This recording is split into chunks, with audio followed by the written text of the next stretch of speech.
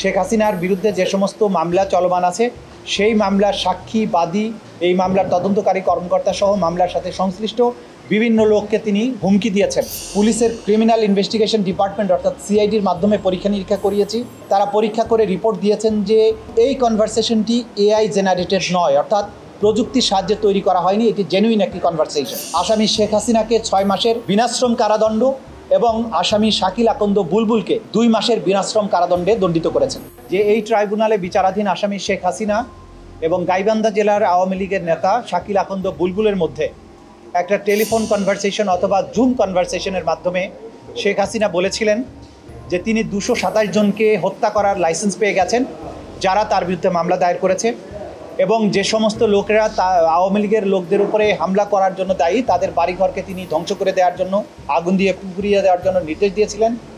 এবং তিনি হুমকি দিয়েছিলেন যে সমস্ত অফিসার যারা এই তদন্তের সাথে অথবা বিচারের সাথে জড়িত তাদেরকে তিনি থ্রেট করেছিলেন যে তাদের তালিকা তৈরি করা হচ্ছে এবং তাদেরকে ভবিষ্যতেও চাকরি করতে হবে, এটা যেন তারা মাথায় রাখে।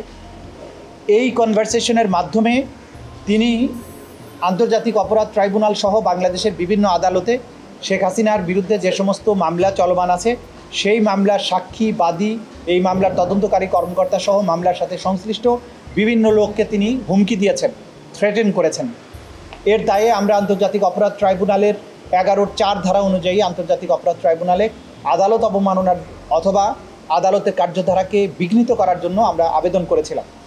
সেই আবেদনের প্রেক্ষিতে আদালত প্রথমে শোকজ নোটিশ জারি করেন যে তারা যেন হাজির হয়ে তাদের এই বিরুদ্ধে যে অভিযোগটা আনা হয়েছে তার জন্য জবাব তারা দেন।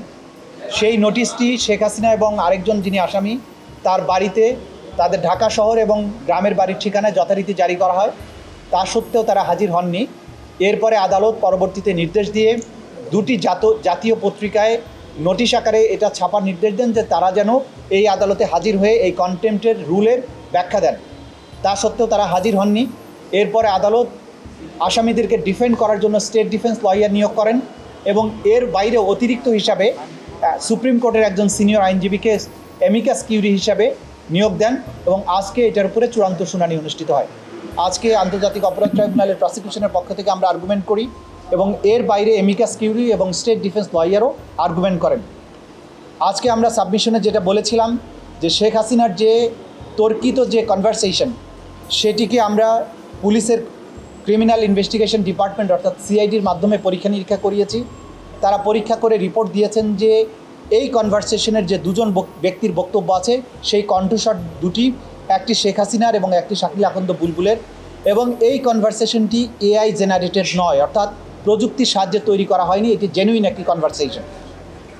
এই কনভারসেশনটি প্রথমে দৈনিক কালবেলা নামক একটা পত্রিকার অনলাইনে এটা পাবলিশড হয় এবং পরবর্তীতে এটার উপর ভিত্তি করে নানান গণমাধ্যম নানান ধরনের রিপোর্ট তৈরি করে এবং তারা সবাই এই জিনিসটির অস্তিত্ব স্বীকার করে রিপোর্ট তৈরি করেন। আদালত আজকে সকলের আর্গুমেন্ট শুনে এবং সিআইডির যে ফরেনজিক রিপোর্ট সেটাকে বিশ্লেষণপূর্বক এই সিদ্ধান্তে উপনীত হয়েছেন যে তর্কিত এই কনভারসেশনের মাধ্যমে শেখ হাসিনা বাংলাদেশে তার বিরুদ্ধে দায়েরকৃত মামলার বাদী, সাক্ষী এবং তদন্তকারী কর্মকর্তা সহ যারা এই বিচার প্রক্রিয়ার সাথে জড়িত তাদেরকে হত্যা করা, বাড়িঘর জ্বালিয়ে দেওয়া এবং নানানভাবে তাদেরকে থ্রেটেন করেছেন, যেটা আন্তর্জাতিক অপরাধ ট্রাইব্যুনালের আইন 1973-এর 11(4) ধারা অনুযায়ী এই ট্রাইব্যুনালের বিচারাধীন প্রক্রিয়াকে প্রেজুডিস করার অপরাধ। এই অপরাধ চূড়ান্তভাবে প্রমাণিত হওয়ায় আন্তর্জাতিক অপরাধ ট্রাইব্যুনাল নাম্বার 1 শেখ হাসিনা এবং আসামি শাকিল আকন্দ বুলবুলকে দণ্ডিত করেছেন। আসামি শেখ হাসিনাকে 6 মাসের বিনাশ্রম কারাদণ্ড এবং আসামি শাকিল আকন্দ বুলবুলকে 2 মাসের বিনাশ্রম কারাদণ্ডে দণ্ডিত করেছেন এবং এটাও নির্দেশ দিয়েছেন যেদিন তারা আত্মসমর্পণ করবেন অথবা পুলিশ কর্তৃক ধৃত হবেন তারপর থেকে এই সাজা কার্যকর হবে।